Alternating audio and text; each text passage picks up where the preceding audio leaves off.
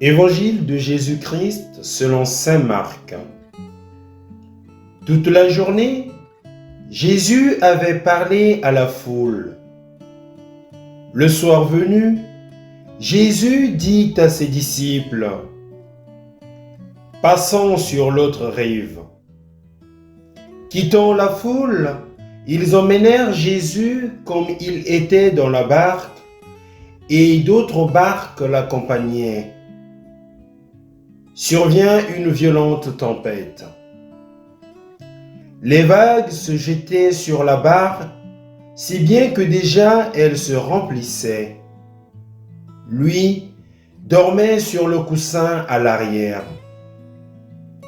Les disciples le réveillent et lui disent: « Maître, nous sommes perdus.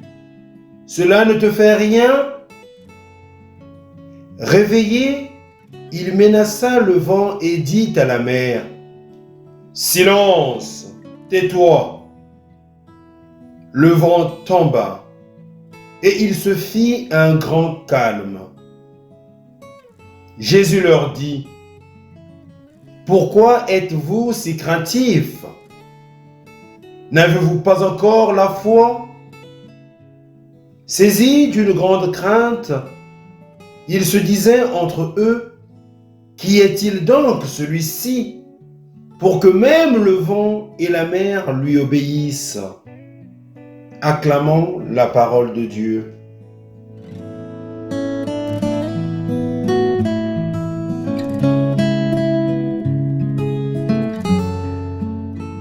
Chères auditrices, chers auditeurs de 3 minutes de l'Évangile, bonjour. Nous célébrons aujourd'hui le 12e dimanche du temps ordinaire de l'année liturgique B.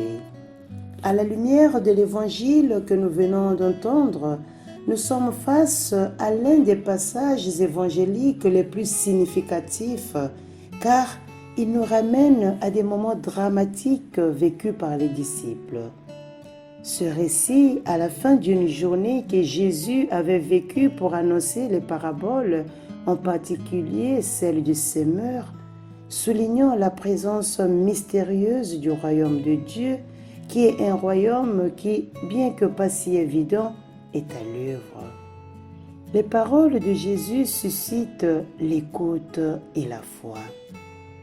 Jésus invite alors, de manière peut-être soudaine, les disciples à se rendre de l'autre côté du lac. Cela signifie aller vers les païens, car de l'autre côté du lac, il y avait des populations non juives. Au cours du voyage, on fait l'expérience de la tempête. Les événements naturels semblent parler d'eux-mêmes.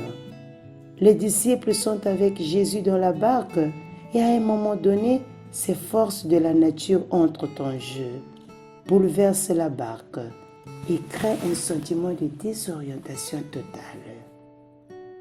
Nous avons dans cet évangile 2 attitudes. D'une part, avec clarté émerge la sérénité de Jésus endormi, et d'autre part, les disciples agités. La réaction de Jésus est-elle un véritable désintérêt? Son attitude envers les disciples ne veut certainement pas qu'ils soient perdus. Jésus fait donc taire les forces de la nature et demande ensuite aux disciples pourquoi ils n'ont pas la foi et ont peur. En ce dimanche, chers frères et sœurs, nous pouvons nous aussi nous demander ce qui nous effraie dans notre vie. Le vent, la mer, tout ce qui remue en nous, tout ce qui fait que nos vies soient parfois pleines de fantômes ou de peur.